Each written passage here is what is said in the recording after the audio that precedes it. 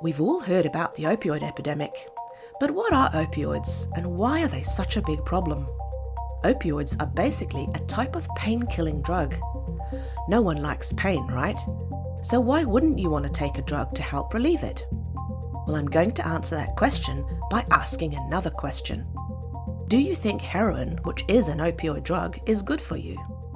In case you're unsure how to answer that question, let me first list some of the effects of taking heroin: nausea and vomiting, itching, insomnia, infections, abscesses, constipation, liver, kidney and lung disease, mental health problems, problems with sexual function, and to cap it off, death.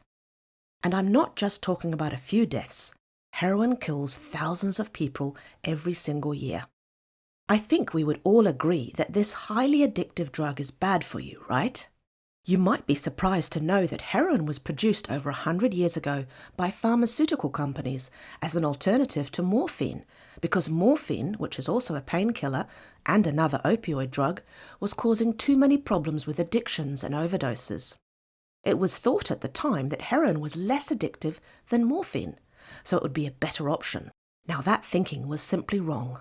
You may be wondering why I keep talking about heroin. Well, fast forward to about 20 years ago.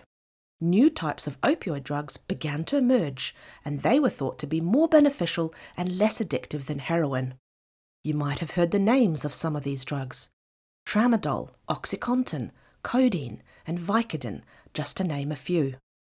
In reality, modern-day opioid drugs are similar to slow-release heroin.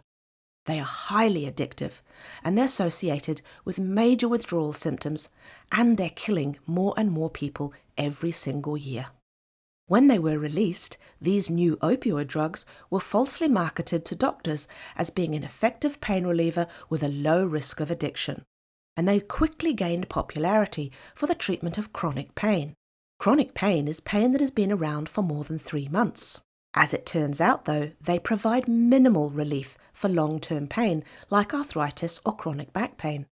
In fact, there is no good quality scientific evidence that shows that they have good long-term benefits for managing pain.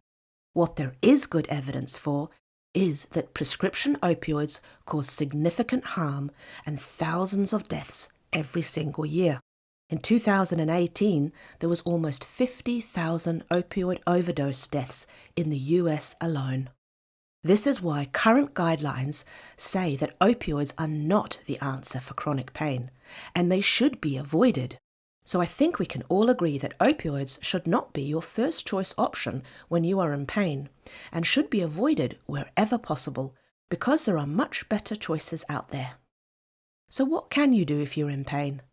Current guidelines promote avoiding drugs and surgery if you have pain, and instead, one of the first-line choices you should look at is manual therapies like chiropractic care.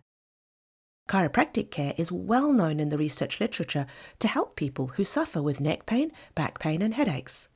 And research has shown us that people who go to see a chiropractor are far less likely to take opioid medication. In fact, a large recent high-quality study reviewed all the scientific evidence about opioid use in people who see a chiropractor. When the researchers in the study put all the evidence together, they found that people with back pain who saw a chiropractor were 64% less likely to receive an opioid prescription. Considering how harmful opioid medication can be, this is a really important finding. If you go and see a chiropractor when you're in pain, you are much less likely to need to take opioid drugs. That has got to be a good thing for you. And don't forget that chiropractic care has so much more to offer than just helping you with your chronic pain. Chiropractic care is all about improving the communication between your brain and body so you can function at your best. But if you are suffering from pain, don't reach for the pill bottle. Instead, do your best to stay positive, move often, eat well, sleep well, and go see your family chiropractor.